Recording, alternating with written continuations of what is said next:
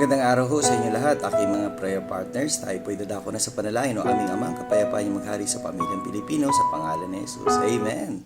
Strong exhortation from the book of 1 Thessalonians chapter 3 and verse 10. Night and day, praying exceedingly that we might see your face and might perfect that which is lacking in your faith. Well, sabi nga ni Apostle po talagang maging siya nung araw, palagi nananalangin, gabi at araw, katulad din natin sa panahon na ito.